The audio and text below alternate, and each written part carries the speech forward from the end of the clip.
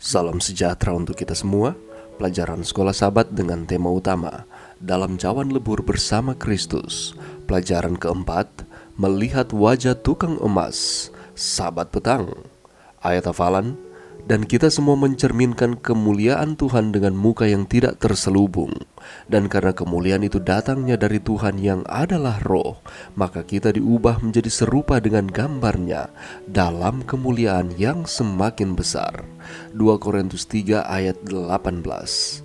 Amy Carmichael membawa sekelompok anak-anak ke tukang emas tradisional di India. Di tengah api arang yang membara ada genteng melengkung. Di ubin ada campuran garam, buah asam, dan debu batu bata. Tertanam dalam campuran ini adalah emas. Saat api melahap campuran itu, emas menjadi lebih murni. Tukang emas mengeluarkan emas itu dengan penjepit, dan jika tidak cukup murni, dia menggantinya dengan api dengan campuran baru. Bagaimana Anda tahu kapan emas dimurnikan? Dia menjawab, ketika saya dapat melihat wajah saya di dalamnya. Amy Carmichael, Learning of God, halaman 50. Allah sedang berusaha untuk menyucikan kita, untuk memurnikan kita seperti emas, untuk mengubah kita menjadi gambarnya. Itu adalah tujuan yang mencengangkan, dan tampaknya lebih mencengangkan lagi bahwa karakter seperti Kristus dikembangkan di dalam diri kita hanya saat kita melewati cawan lebur kehidupan. Sekilas pekan ini, apakah peran penderitaan dalam proses pemurnian? Bagaimanakah kita memahami semua ini dalam konteks pertentangan besar? Adapun ringkasan dan pokok pelajaran sepanjang minggu ini. Pelajaran pekan ini berfokus pada cawan lebur pemurnian. Pemurnian membutuhkan standar. Dalam kasus kita, standarnya adalah gambar Allah di dalam kita dan gambar Yesus Kristus yang merupakan cerminan yang sempurna dari gambar Allah. Pemurnian juga membutuhkan perantara yang sering digambarkan oleh Alkitab sebagai api.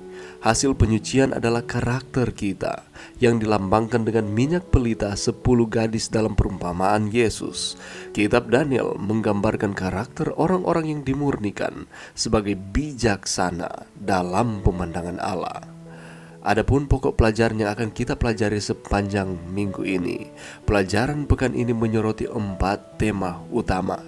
Yang pertama, peran penting penderitaan dalam proses pembentukan dan pemurnian karakter. Apakah peran dari penderitaan sehingga dapat menghasilkan karakter yang baik di dalam Tuhan? Yang kedua, kita akan melihat bahwa pembentukan karakter adalah pemulihan citra Allah pada manusia, sebagaimana mereka diciptakan oleh Allah pada mulanya. Yang ketiga, pembentukan karakter ini mengusung tema konflik kosmis. Dalam konflik antara yang baik dan yang jahat, Tuhan dan iblis, kita mengalami cawan lebur kedewasaan. Dan yang keempat, pemurnian dan kedewasaan tidak pernah dicapai oleh individu-individu dalam keterasingan. Sebaliknya, pemurnian dan kedewasaan dicapai oleh individu dalam masyarakat. Di dalam pelajaran kita sepanjang minggu ini, kita akan temukan ada menurut gambar Tuhan. Apa yang dimaksudkan dengan menurut gambarnya? Kita diciptakan dalam gambar dan rupa Allah. Apa maksudnya? Dan bagaimanakah caranya Allah memulihkan gambar dan rupanya di dalam kehidupan kita? Dan juga kita akan mempelajari pengalaman dari seorang hamba Tuhan yang berjuang di dalam imannya di tengah-tengah api pemurnian. Siapakah dia dan bagaimana caranya dia tetap mempertahankan iman di tengah-tengah penderitaan yang datang silih berganti? Dan juga kita akan melihat ada ucapan-ucapan Yesus yang terakhir di dalam pelayanannya sebelum ia mati dan pada akhirnya ia menyelesaikan akan misi pelayanannya di dunia ini. Apakah itu? Dan apa implikasi rohani yang bisa kita temukan dari perkataan Yesus di dalam kehidupan kita terkait dengan penderitaan, tantangan kehidupan yang kita hadapi silih berganti di dalam kehidupan kita? Dan apakah maksudnya yang bijaksana di dalam Daniel pasal 12 ayatnya yang pertama sampai ayatnya yang ke-10?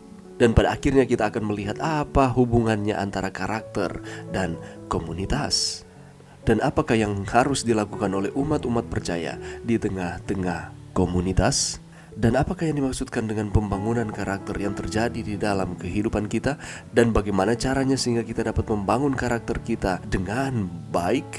Dan apa hubungannya antara komunitas di dalam masyarakat terhadap pembentukan karakter?